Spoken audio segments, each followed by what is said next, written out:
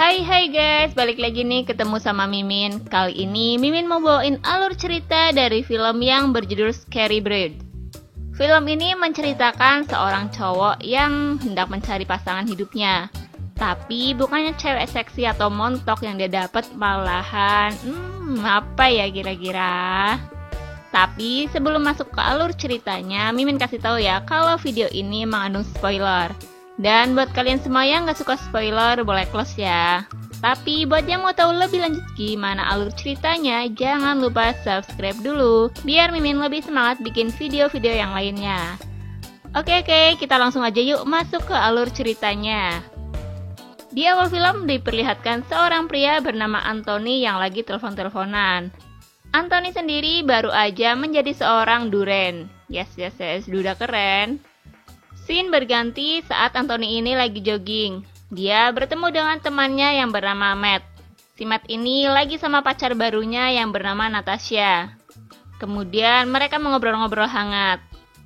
Matt mengatakan kalau dirinya baru aja pulang dari Rusia dan mendapatkan wanita cantik di sebuah bar di sana. Di situ Matt menggoda Anthony untuk mendapatkan wanita cantik di Rusia seperti Natasha. Mereka berdua pun menyarankan Anthony untuk pergi ke Rusia, ya agar dirinya mendapatkan jodoh di sana. Scene berganti saat si Anthony ini lagi tidur. Karena terpikir oleh omongan mereka, si Anthony ini malah bermimpi lagi enak-enak bareng Natasha di rumahnya. Dan karena mimpi tersebut, di pagi harinya Anthony pun siap-siap untuk berangkat ke Rusia. Singkat cerita, Anthony pun sampai di Rusia, tepatnya di sebuah hotel yang ada di sana. Tapi anehnya kok hotel tersebut sangat sepi ya guys. Kecuali si mbak-mbak penjaga hotel tersebut. Kemudian Anthony pun masuk ke kamar. Dan dia pun ketiduran. Ya mungkin karena lelah ya, karena perjalanan jauh. Lalu didatangi dua wanita montok yang menggodanya. Tapi itu semua cuma mimpi guys. Aduh, apek banget deh rasanya. Setelah terbangun dari tidurnya, Anthony pun sangat semangat untuk mencari jodoh di negara tersebut. Dia bertanya soal bar yang dibicarakan oleh Matt kepada si pelayan hotel. Dan Anthony pun dipesankan taksi olehnya. Setelah sampai di bar, Anthony ini terlihat lagi ngasih cicis kepada pengamen yang ada di sana. Sampai akhirnya dia masuk ke bar dan bertemu seorang wanita montok yang bernama Nina.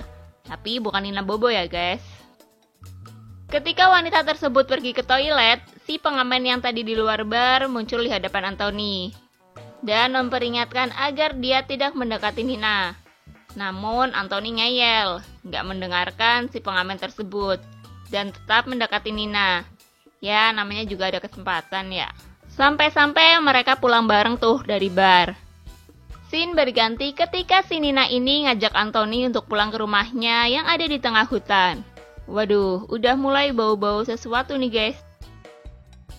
Setelah sampai di rumahnya, bener kan, ada yang aneh nih. Ketika mereka menaiki tangga di rumah Nina, tangga tersebut nggak pernah sampai ke ujungnya. Tapi karena si Anthony udah kebelet enak-enak, jadi tetap semangat dong menaiki tangga tersebut. Hingga akhirnya mereka pun sampai di kamar Nina. Di situ si Anthony ini langsung membuka bajunya. Kemudian Nina datang dan menutup mata Anthony. Tapi mulai ada yang janggal lagi nih guys. Seketika tangan Nina ini berubah menjadi sangat menyeramkan. Kemudian Nina mulai menjilat-jilat leher Anthony sampai akhirnya Anthony pun membuka penutup matanya. Dan melihat ke arah Nina dengan ekspresi yang sangat mengejutkan. Mimin pun terkejut. Kemudian dia kabur tanpa menggunakan pakaian sehelai pun. Anthony kemudian menemukan sebuah rumah yang dekat di rumah Nina. Lalu dia minta masuk. Namun si pemilik rumah terlihat pucat, lesu, dan lemas. Seperti kurang darah gitu. Tanpa basa-basi, Anthony pun langsung masuk ke rumah dan memakai pakaian yang ada di sana. Nggak sopan banget tuh. Ketika hendak ngobrol-ngobrol dengan pemilik rumah, mereka berdua hanya terdiam membisu. Hingga akhirnya si bapak yang lagi berdiri dan Anthony pun tertarik ke dalam pintu yang ada di belakangnya. Untungnya aja Anthony masih sempat kabur nih.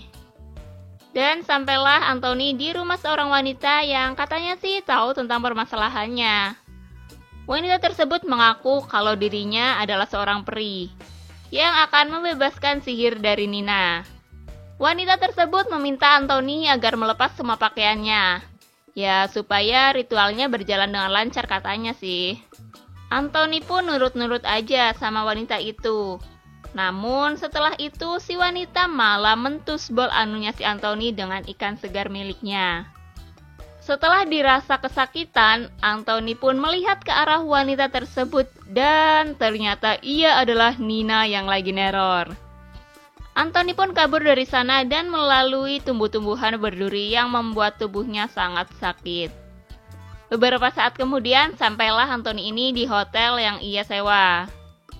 Si pelayan hotel pun menghampiri Anthony dan mengatakan kalau dirinya tahu seorang penyihir jahat yang lagi neror Anthony. Pelayan hotel tersebut bisa tahu karena sebelumnya emang pernah ada korban sama seperti Anthony yang menginap di hotel tersebut. Si pelayan juga mengatakan kalau Nina lagi menginginkan telur burung dari 7 turis yang telah jatuh cinta kepadanya, agar dirinya ini mendapat keabadian setelah memakan telur-telur tersebut. Keabadian apa ya guys?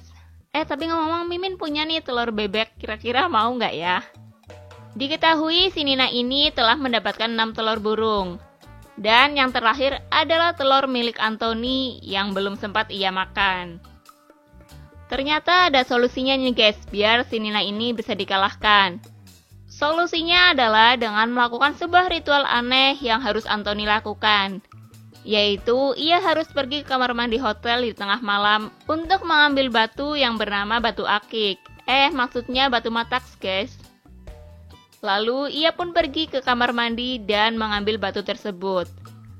Setelah itu, dia keluar dan bertemu beberapa preman yang siap menghadangnya. Namun dengan kekuatan batu tersebut, si Anthony pun bisa mengalahkan semua preman itu dengan sangat mudah. Setelah selesai melawan preman tersebut, si penyihir Nina datang. Tapi sayangnya lemparan batu itu meleset, yang pada akhirnya Nina mengeluarkan jurus jitunya sehingga membuat Anthony ini pingsan. Scene berganti pada Anthony yang udah diikat dan tidak memakai pakaian. Nina pun datang dengan gunting rumput yang siap memotong burung milik Anthony.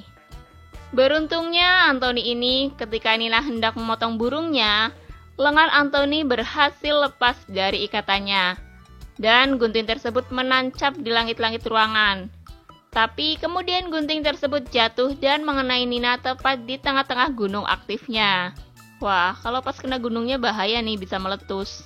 Scene berganti ketika si Anthony ini tersadar atas kejadian-kejadian itu.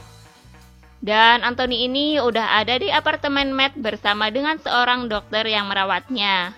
Matt mengatakan kalau si Anthony ini mengalami gegar otak setelah jatuh di kamar mandinya. Dan sudah beberapa hari tidak sadarkan diri. Jadi nih guys, kejadian-kejadian di Rusia itu cuma mimpi ya.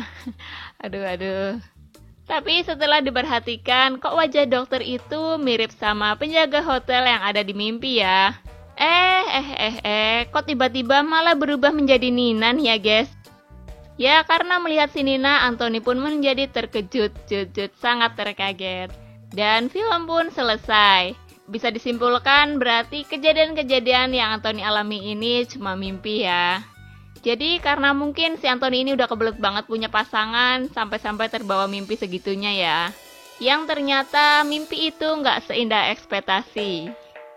Oke, terima kasih guys telah menyaksikan video ini. Kalau kalian semua suka sama videonya, jangan lupa klik tombol like ya.